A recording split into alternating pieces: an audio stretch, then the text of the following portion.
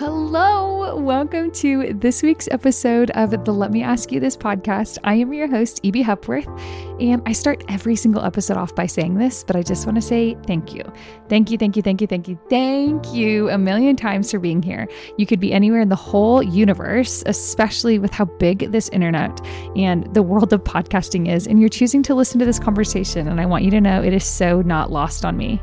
I'm really excited about this week's guest with my friend Masey Mclain, just an absolute creative force, a beautiful actress. You may have seen her in a lot of different beautiful pieces, maybe something like The Baxters or If You're Gone or I'm Not Ashamed, but behind the screen credits and the storylines is an amazing woman. You guys, I love this friend. I love her.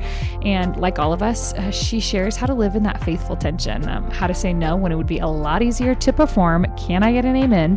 How to root herself in who God says she is rather than in what the world demands her to become. And yeah, I mean, this world rewards compromise. We all know that. And so what happens when we refuse to trade our soul for success? And how does Masey discern what stories are worth telling? And how does she tell the tender voice of God while navigating the voice of this acting industry? And so without further ado, I know you're going to really love this episode. And so here is my conversation with my friend Masey Mclain. I'm so happy to be with you, my long lost, joy sister. No. Oh my gosh. We need another retreat together. Can we go to Texas together we again? Need another retreat because I feel like the first one I was in the thick of just thick of healing, which still am. I mean, that's a life journey. But I feel like you and I have so many jokes and laughters needing to be had together. Yes. But I also loved meeting you in the thick of healing and the thick of the questions and stuff, because that's it's real. And totally. That's what I love. So. And you were like, oh my gosh, it's 6 a.m. I'm going to go for a run. Does anyone want to go? And I'm like, that's a no for me. I have an issue. I am that person on vacation that runs. And one of my best friends is like, I can't even wrap my mind around why you do the things you do. My gosh. It's honestly, I want to be that girl. I really do. But I am over here just laying down reading. So, okay. So Masey, will you introduce yourself to people who do not know who you are? Will you share a little bit about who you are, how you got to where you are, and maybe how you spend your days? Yeah. So I am Masey Mclain, and I am an actress, a screenwriter, and producer. And yeah, I've been acting since I was 15 years old, and Which is pretty young, right? Yeah, it was really young, and it was a hobby. More okay. Yeah, no, that's pretty young. I mean, I wouldn't have wanted to start younger than that. I think that would, any younger, I'm glad I didn't start before that, but it was a really big hobby in high school. It was something I loved, and run to auditions after school, and but also really challenging because you're also in a very formidable age at 15. Yeah, I was just going to say that. And you're at the same time. Who am I? Yeah, you're trying to figure out who in the world you are, and you're also standing in front of casting directors that kind of just stare at you, and then there's zero affirmation in what you're doing. It's just kind of 100%. Rejection a lot.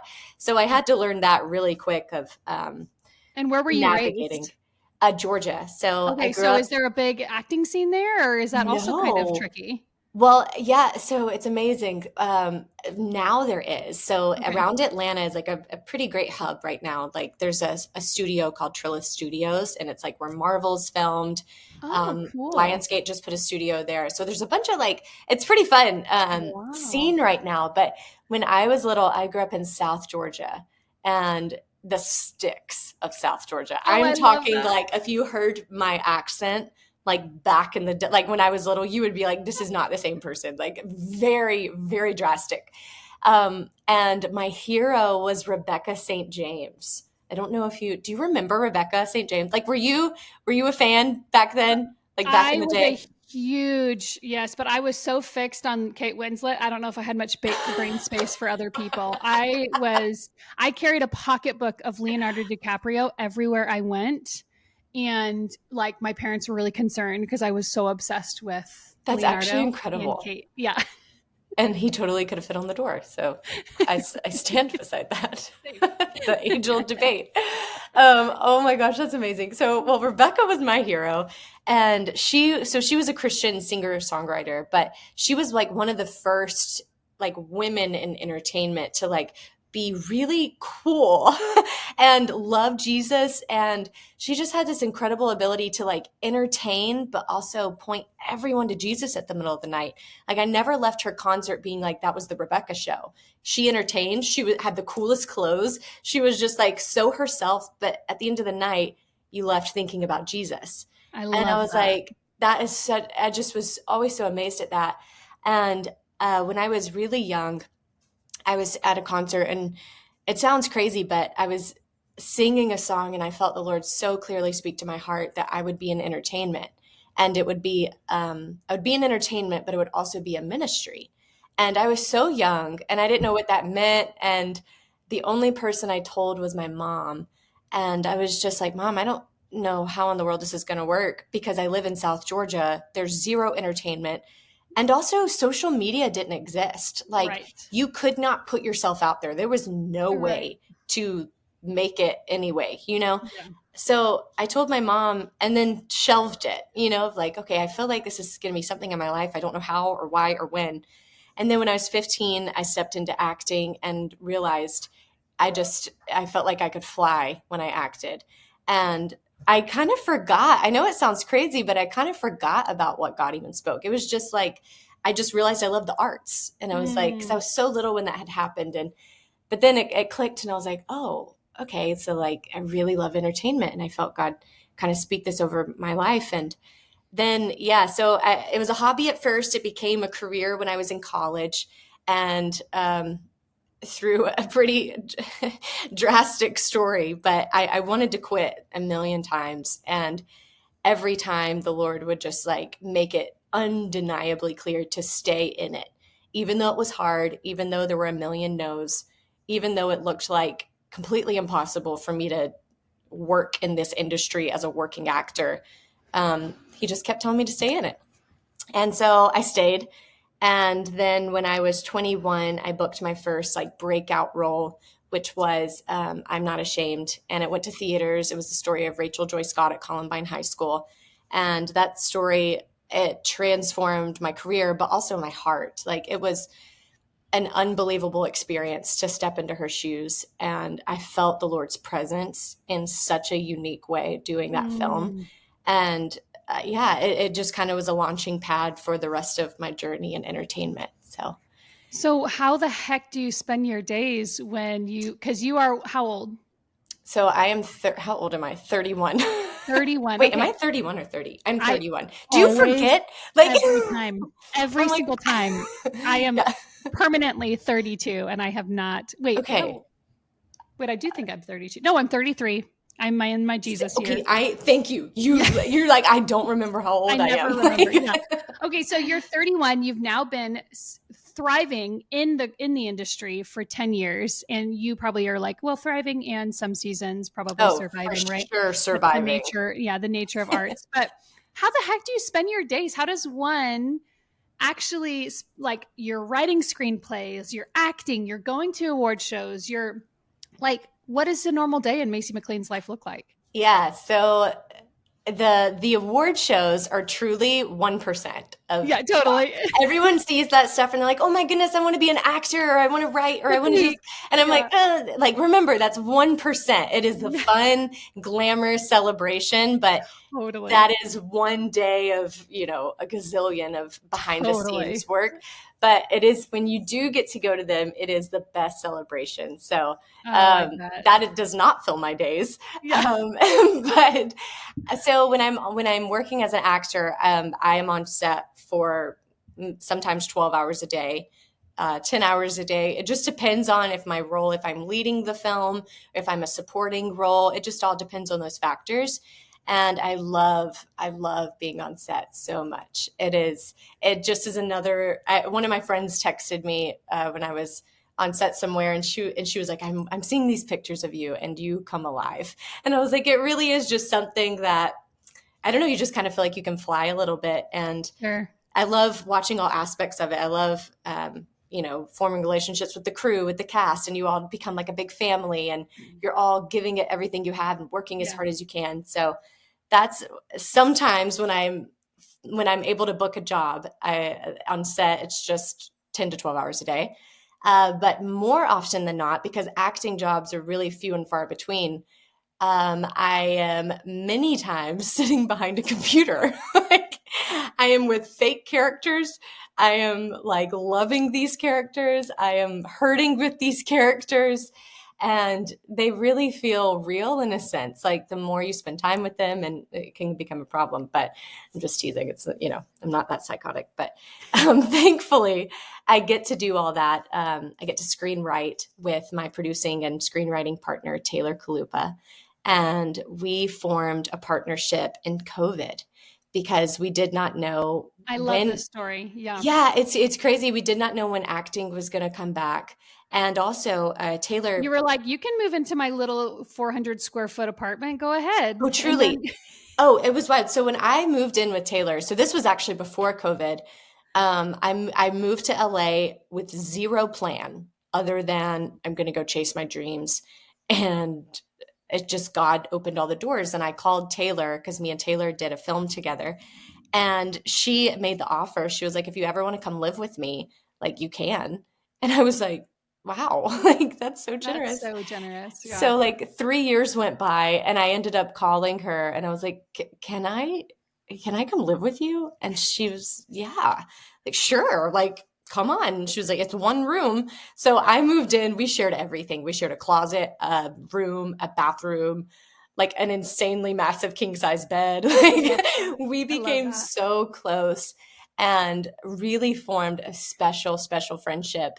And especially in the acting world, you don't have a lot of like-minded people in LA, like, around you. So we kind of just like banded arms and we're like, okay, like, I'm with you, you're with me, and each other's biggest cheerleaders. And also just that verse of iron sharpens iron. Like, we sharpened each other and we are so different. So we're also able to see each other's blind spots in a really cool way. I love that. And then, so flash forward, we actually both booked TV shows at the exact same time. She booked an ABC the show called The Fix, and then I booked The Baxters. And so we did that at the exact same time. We both met our husbands at the exact same time. We both got engaged like within 2 weeks apart, and none of this was planned. Like, it sounds so freaky. That is wild. And then we got married like 2 to 3 weeks apart. And Tell me that you're writing a screenplay about this. I know, right? Well, yes, we do have plans, but not about that particular story, but we love to use things in our lives, especially within friendship. But yeah, so anyway, so during COVID, I had moved back to Georgia and she was still in LA, and she was working for a casting director at the time. And she had to watch a TV show to figure out if they were going to cast somebody. And the show she had to watch was Euphoria. And she was like, just really burdened after it. Because it was the #1 show for teens and kids. And it was just really horrific.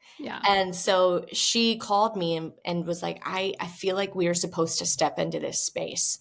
Like, what if we try? Just try.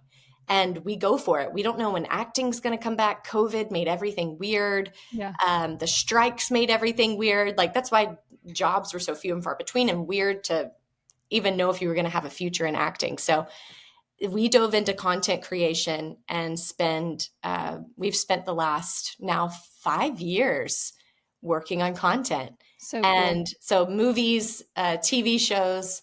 And so we work on Zoom every single day together. She's in LA, I'm in Atlanta, and we write. And I love that. We have like 15 projects going right now, all on different speeds. So oh my gosh, it's crazy. But, and I have to, earlier you said something, I don't even know if this was before the interview and after, but about doing it with God versus I have to do this for myself or for God. Right. I've had to really learn that partnership with the Lord and what that looks like versus the striving mentality, because I've done the striving. And I still have tendencies to do the striving often. Yeah. And my husband's really good at calling me out on that. But it is such a different shift when you can co-labor with God. Yeah. Versus, and like find that sweet pocket of grace, right? Because like your heart and your spirit knows when it's fully under the shadow of a wing versus when it's just like, and it's a really hard tension because God does want you to work hard and he wants you to be a good steward. And so how would you say to someone who's like, I have these really, really big dreams that might not, a similar situation to you, like, I don't know how this is going to work. And I'm in this city and not necessarily, or like, what would you say for someone who maybe doesn't have a partner that is able to show the blind spots? How in your walk with Jesus have you been able to identify when you're striving versus when you're in that pocket of grace? That's really good.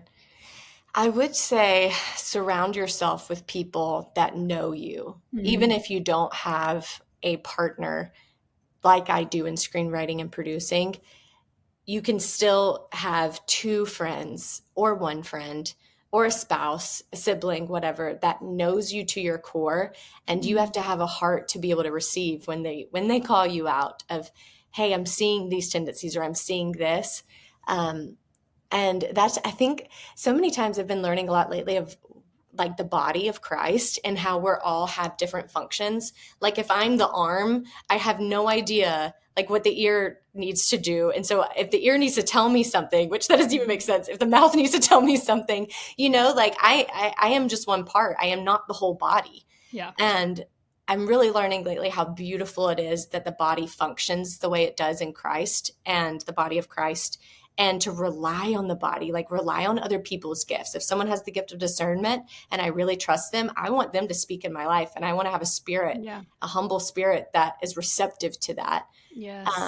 So I would say have 1 or 2 people that can keep you accountable and that can speak into your life and say the hard things. Me and just to give an example, me and 2 of my best friends in the entire world, we went to college together. And we are still so close. We call each other home base. So we are each other's landing spot and ride or dies. And we did a night one time. And you can only do this with people you really trust. Like really trust. You can't do this with everybody. But we were like, okay, let's all tell each other something that we don't want to hear, but we need to hear. Like hard truth. I want you to speak into my life and offend me.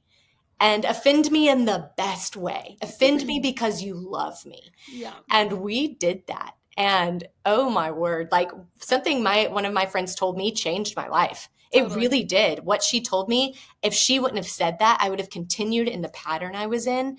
And when I got home after that, I broke that pattern and my whole life changed.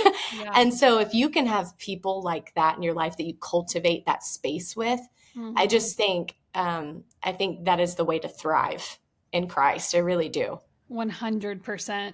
And it's also letting those moments invite you into that individual intimacy with him of being like, okay, Jesus, so-and-so said this. Highlight in my heart and my spirit where you show me in your word what it looks like to do it your way, and it's kind of, I've always noticed in community, especially in that confessional community dynamic where you're like confessing things and people are also sharpening you.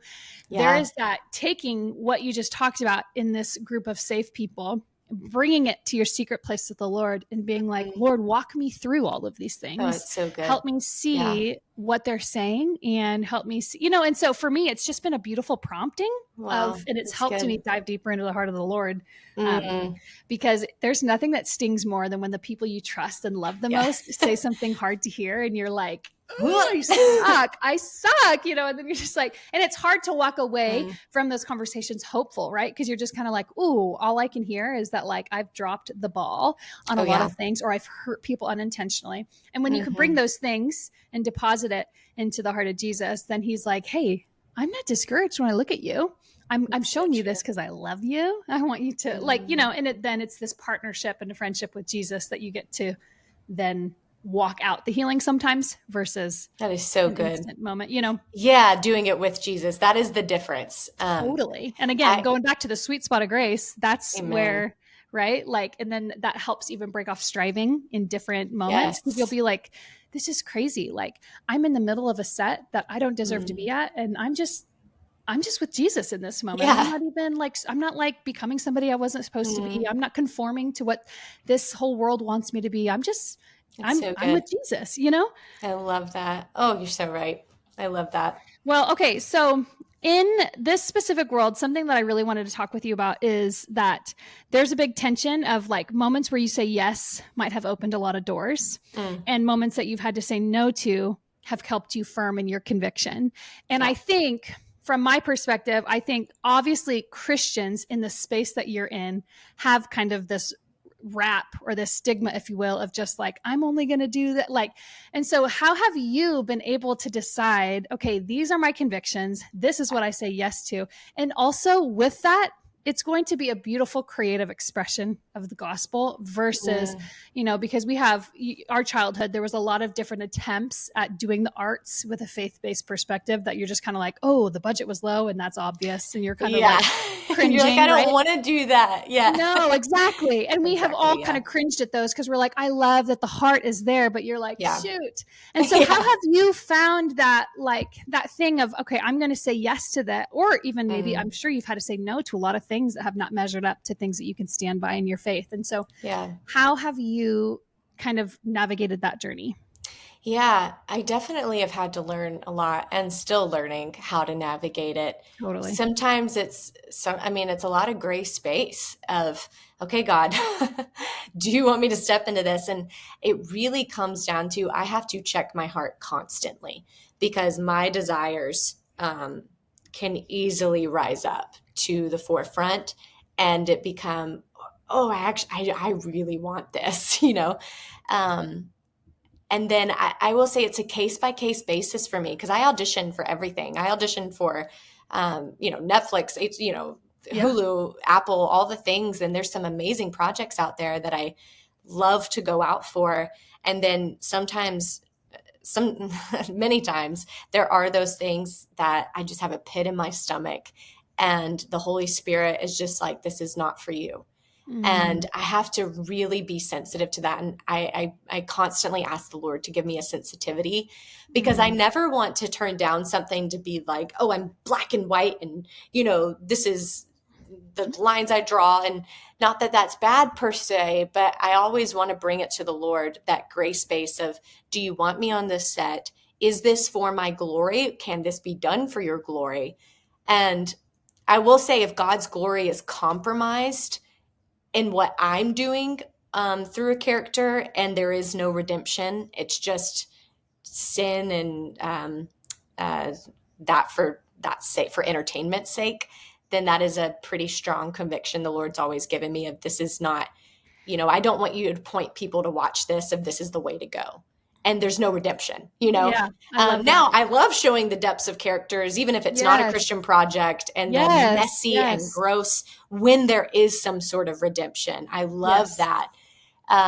So it's so tricky. I was speaking at a conference, gosh, I think it was a year ago now. And they asked me to talk about convictions in entertainment and when you have those. And so I spoke on that and I was in Chicago, and immediately when I got off the stage, my manager called me and I was up for a really big role and I was so excited about it. And it was in the Netflix space and I was really close.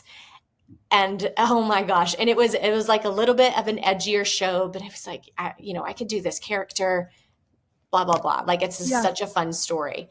And then at the end of the conversation, or not the end, he was like, so there is a little bit of a hiccup. And I was like, okay. And the role called for nudity. And he was like, so what do you want me to tell them? And I was like, okay, this is where the lines are drawn, So obviously that was a hard line of I can't do that. But it was just so funny. And immediately when I got off stage, it was like a little test of, the Lord's like, knock, knock, knock. Yes, here's something so amazing, that would materially be amazing and career-wise be amazing. Sure. But you would compromise, I think, Well, housing the glory let of me God. ask you this. When you get a phone call like that, where people are like kind of testing those boundaries of like, okay, What will hey, you do? yeah, you can have this, but it comes with this. Yeah. Is there any part of you that just kind of like wrestles with like, I mean, obviously you have your firm lines. And I love that you'll admit that Jesus lives, or that a lot of the industry is gray, because I weigh on the side of Jesus lives in the gray. Yeah. Yes, his convictions are extremely black and white, yet he lives in the gray, and he comes into the gray to give truth to the gray. Like, and so exactly. I have a, like, when you're in those conversations and your agent's like, yes, you can do this, but do you ever struggle with like, oh man, like the disappointment of like having to share what your convictions are, or kind of like, or have you gotten to the place where you're like, yeah, I guess, because I imagine there's a lot of disappointment that comes with sharing what you're willing to do and what you're not willing to do in this specific space. And so how have you navigated just like the heart of that? Oh, yeah. I mean, it definitely comes with disappointment. And I mean, I have moments where I'm bummed and I'm just like, why? Why did they have to throw in that one thing that eliminated me, And I definitely wrestle with the disappointment, but the Lord's taught me to bring that disappointment to him and to, I even loved how you worded that earlier of doing the heart of Jesus, of like walking step by step with that, with the Lord. And because otherwise, if you don't bring it to him, you will keep it inside and bring it to yourself. And then that is where bitterness will grow, resentment will grow. And then you'll question everything if it's left up to your own heart to figure it out, and to console yourself. Like that's the wrong place to grow. So, but I will say the Lord has brought me to this place where, and like, I love the verse that says every good and perfect thing comes from the Father. And so I'm at this place, especially in my heart, where if it's not from God, I just don't want it. So all those projects, I'm like, okay, I'm almost at the, I mean, I'm like, I've said this before, something I was speaking at, but it's almost like it wasn't mine to lose, because if it's not from God, it wasn't for me. So it's not, I don't want anything that's not from the hand of God. So then it almost, when I frame it like that, it almost feels like I didn't lose because it wasn't from my Father. And if it's not from my Father, then okay, then I didn't lose anything. It wasn't mine. So good. Yeah. So I love resting in that, and that helps a lot. Well, okay. I'm imagining if I were in your shoes and you're auditioning, I imagine monthly, and you're like, and just like you said, you're casting your net very, very wide. Yeah. And I imagine you get a lot more no's than you do get yeses. Oh, and I cannot imagine like just how bare my heart would feel, just feeling like, hey, you're not this enough. You're not this enough. You're not this enough. And so how have you been able to shepherd your heart to be just so firm as God's daughter? So then when you get these rejections, you're not just totally overridden with shame or insecurity. Like, how on earth do you stay rooted in Jesus when you get so many no's and rejections?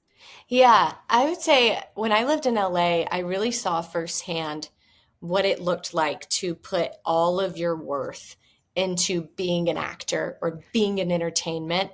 And then when that audition didn't go right, or you didn't get your dream role, I would see people's entire self just crumble, because that's who they are. That's who they think they are, at least. Right. I am made to be an actor. And if I do not succeed, my life doesn't mean anything. That is a lot of the mentality. And I just remember seeing that, and I just thanked the Lord of, God, I don't know what I would do. Like, thank you that is not who I am.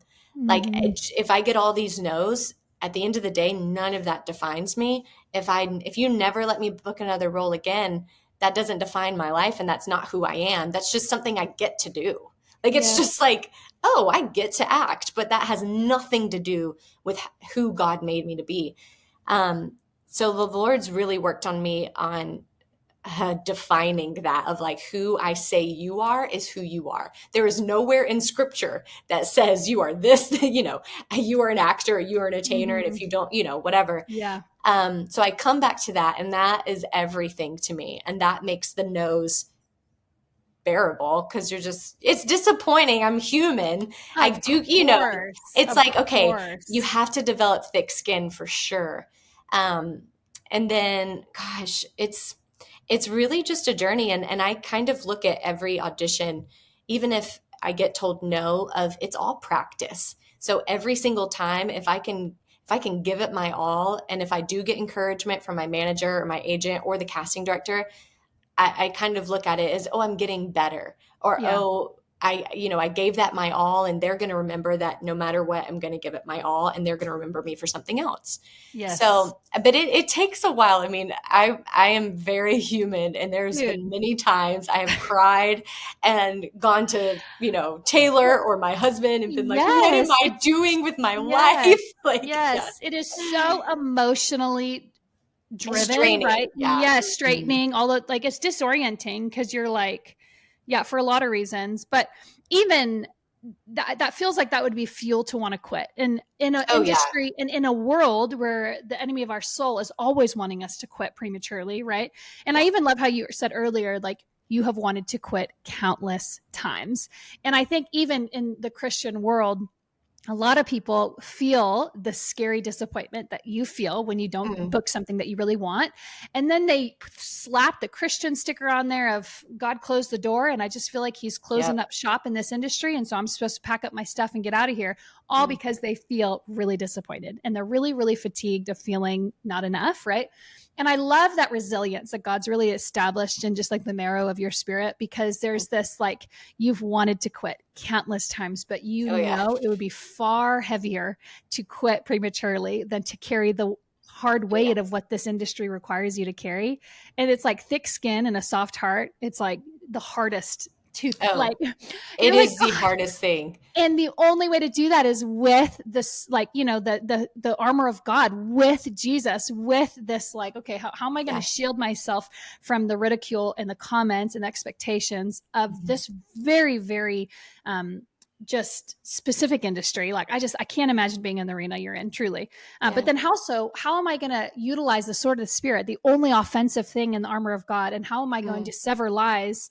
So when they try and hit me with, you're supposed to be this and you're not enough this, that I can just slice that sucker with the word of God. Like, how in me is the word? So then I can actually recognize the counterfeit. Right. And amen. So it's like anyone in your industry. It's like, if the secret place is not the utmost priority, then you will get squashed like a bug, know?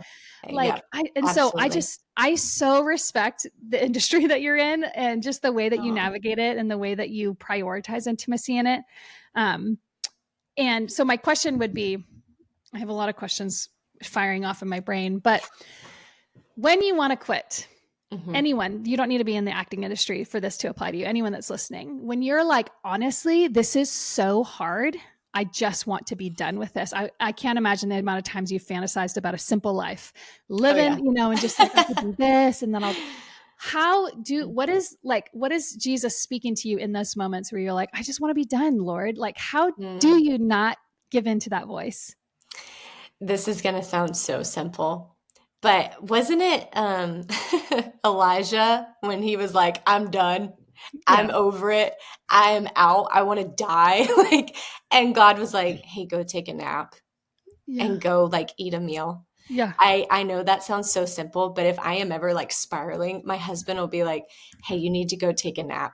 You need to go, like, rest a minute, and you need to go, like, go have fun with your girls. Like, go just take a minute. Like, that's so simple, but I love it because God knows how human we are. And truly the way he's wired us, of like, I know that sounds crazy, but sometimes if I will just, like, breathe for a minute and go take a nap, or go, eat a nice meal at a restaurant and enjoy myself. And you just end up, or at least I do, kind of coming back, and I'm like, I'm okay. Yeah. Like, I just needed to, like, reset for a moment. And the Lord, he's made my body to reset. And so I love that God I'm almost positive it was Elijah. We might need to fact check. It was either Elijah or Elisha. No, it's Elijah. It was Elijah. Okay. Yeah. So I just love the simplicity of that.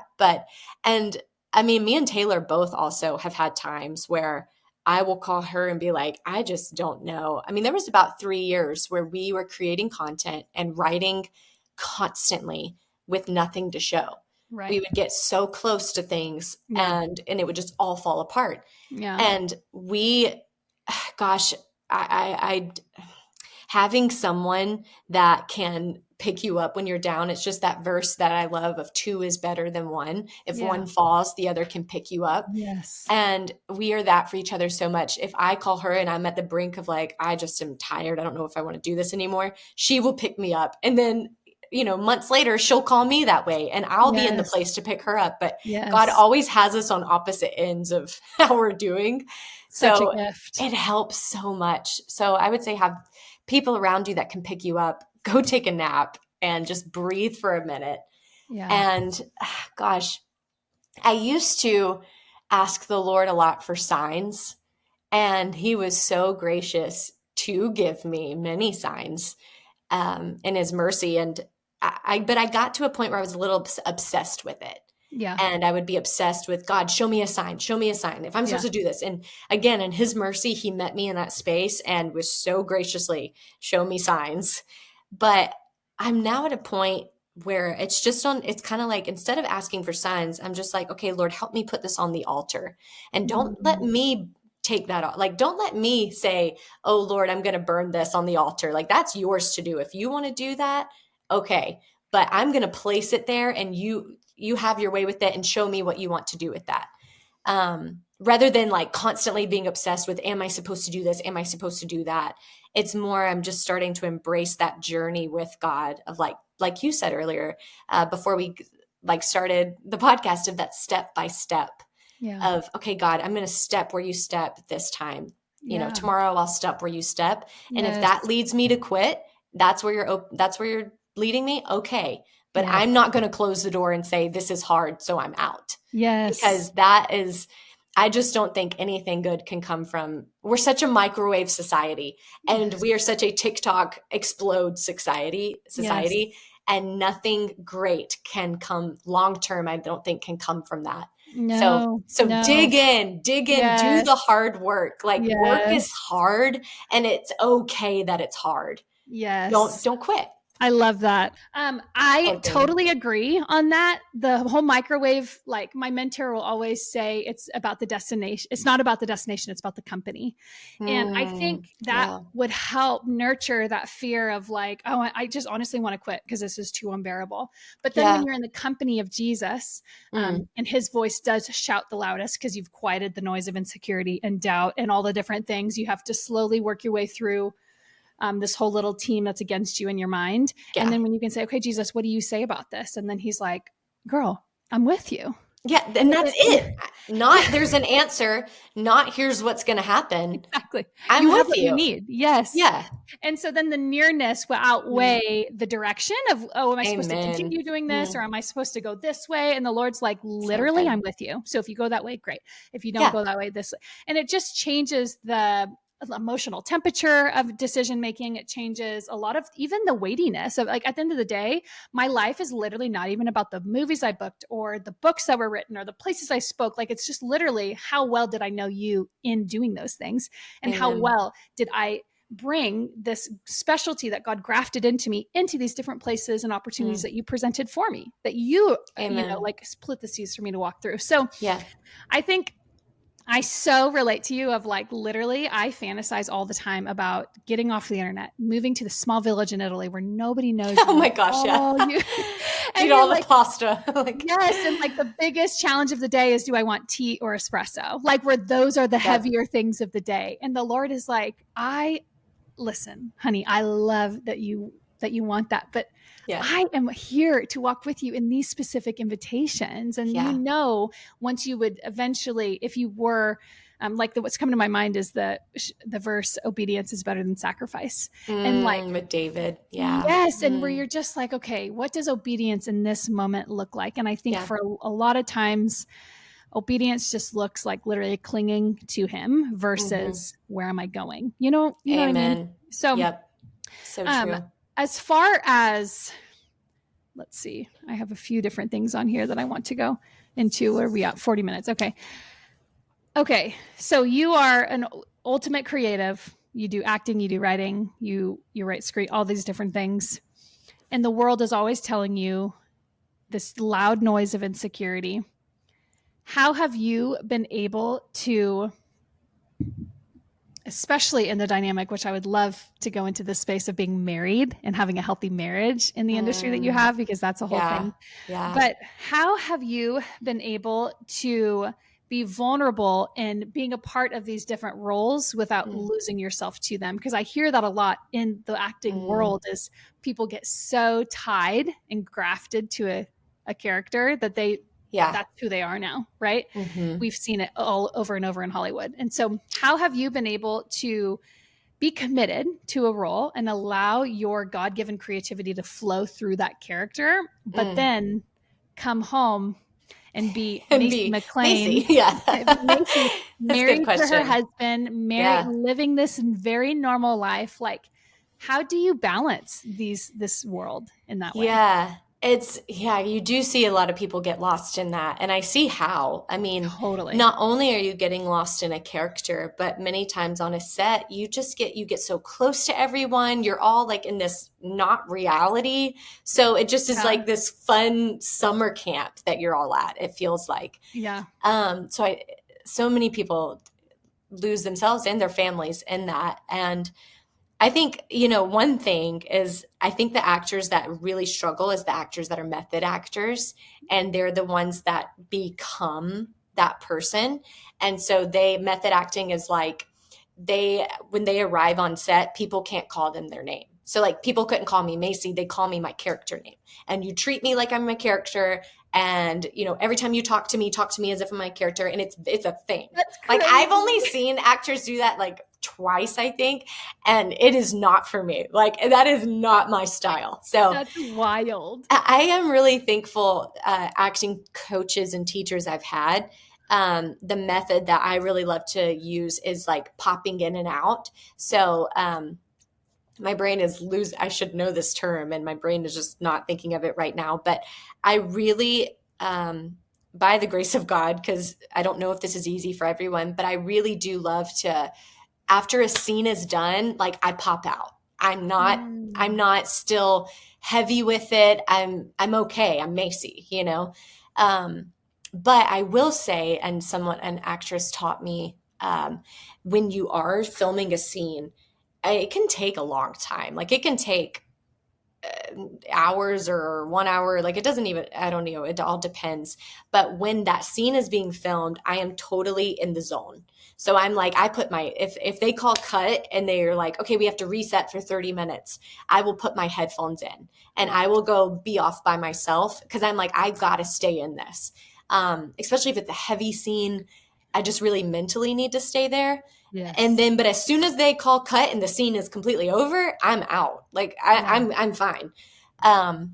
So I don't feel like I've had that problem. Like I feel like I've never felt lost in a character. I felt like I know who I am. Yeah. And, and I think too, when you do know who you are in the Lord, you know who you are in the Lord, and I think that's what you immediately center back on is I am God's and I am a daughter of God. That's who I am. Yeah. And these other characters that you're portraying, that has nothing to do with that. I'm just getting to step into their shoes. But yeah, I've never felt lost in that. But I always tell my husband at the end of filming, if I'm filming for like 4 months or not 4 months or like 3 months or whatever the time period is, at the end, I will have a meltdown. Right. I always tell my husband, I was like, I will have a meltdown when I get home. I need you to prepare you. And I prepare him. I'm like, I have been emotionally like expending every ounce of me. And I was like, I will completely melt down for about a week. Is it from exhaustion or what is it? I think it's a lot. I think it's like the high mixed with like you're on this summer camp and then you're after that, it's all gone. Totally. Like you're ripped away from all these people that you just love. And then you're also stepping into a character and portraying so many emotions that it's just a roller coaster, Yes. And so I always tell him like, I need a week to decompress. And so I will come home and I will bake and I will cry and I will watch movies. And he's like, you good? And I'm like, I'm good. I just need a minute. And then after that week, I'm fine. But but I do love what I do and I'm thankful to not get lost in it. To me, it's just such a highlight of the way God individually makes people, because I literally, I don't know if I've ever shared this on the podcast.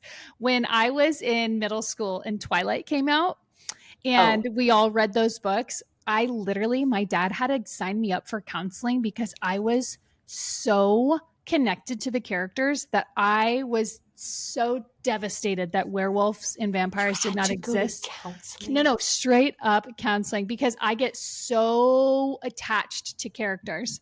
And it's one of my favorite stories to share with people that don't, because I'm like, I just want you to understand, I love when I love. And so I say that to say, you would be messed up. I would be done. Not well. Yeah. So unstable, so pulled in all the dreams of like, I would have a hard time with when a movie was over. If I didn't agree how I liked the story to go, I would be like, absolutely not. Like, we need to do a 2.2, 3, 4. Like, and so I just love the way that God is like, I'm going to put this solidarity in Masey for her to be able to pop in, pop out. Like, I love seeing how God grafts people. To me, it's like such a beautiful expression of worship, because he's like, oh no, Masey's my girl. That's why I put her in this space, is because she's so connected to me. And so, and he's like, Evie's my girl. That's why I did not put her in this space. I know her and I love her, and I wouldn't do that. She's got it. Well, he's got your space that I could not do. So totally. It's how he made the body. I'm telling you. And I know people that would have gotten lost too. So it's just, and I just am such a, just even the romance side, right? Like, you have to be, I mean, so connected. And so I would love for you to share. I mean, we don't have all that much time left. I want to honor your day, but like the romance side of, like, the reality is almost every single role you carry will probably have a romantic person involved. And so how have you navigated that and within a marriage and all those different things? Yeah. I mean, it can definitely be tricky. And me and my husband have learned, I mean, communication is hands down everything. Yeah. And we pray about every role. So if I get offered something, or if I'm out for something and I'm close to it and there is a bunch of romance, or even the bounds of how far the romance goes. Like, I have certain lines that I believe are so sacred, obviously, for marriage, that I won't do on screen with someone else. But so we pray about everything. And if we both have peace about it, even though it's uncomfortable, like, neither of us like it. That's the thing. Neither of us are like, woohoo, so it's uncomfortable for everybody. And also remembering, like, when you are working opposite a really, like, great actor that is like the male opposite playing me, many times they have a significant other or they're married, and it's uncomfortable for them too. Right. So I've also learned to have conversations up front. So like, when I meet whoever I'm playing opposite of, just, like, obviously you form a friendship and everything, but you're, having the conversations of, hey, my husband is everything to me. Yes. And I want to honor and respect him above everything. And I did that one, like, the first time I did that, the actor looked at me and he was like, thank you so much. And just because a lot of people, not normal. Not everyone in Hollywood cares, not that everyone doesn't, but there's a lot that just would be like, that's weird. How like, different that is. Yeah. And it's like, wow, that's a huge deal. Yeah. And that made the other person feel so much, like, at ease, because they felt like their spouse was going to be safe and good. And they didn't feel like I was going to be weird, Yes. So if we can have those conversations up front and just know, like, hey, you don't know me from Adam, but, like, that is my other half. And that is who God, like, has ordained, that is holy to me, and protecting that space. And so, but you do have to, you and your partner, like, have to be on the same page. I really believe that, it can be a really hard fight. Yeah. But it's weird. It's uncomfortable. I'll always say that. It's not fun. I literally cannot imagine. Whew. Okay. Well, what would you say to the person that's like, whether it is the creative space or, let's just say it's anything else. Let's say it's motherhood, or it's just very specific dreams deposited in their heart. And to the person that's listening to this and they're like, Okay, easy for EB and Masey to say. They're XYZ, and they're just kind of sitting in that place that every human sits in of like, I don't know if I have what it takes to run after this stream. Mm-hmm. What would you say to the person that just hasn't yet stepped out, but they're wrestling with whether or not they have it, what it takes? Like, what would you say to that person? Oh my goodness. I would say, and the thing that immediately came to mind was, when Joshua was about to take the promised land, and it was terrifying because there was a promise and there was the promised land, but there was a lot of enemies on the way and it actually looked impossible. And God tells Joshua, be strong and courageous because the Lord your God is with you.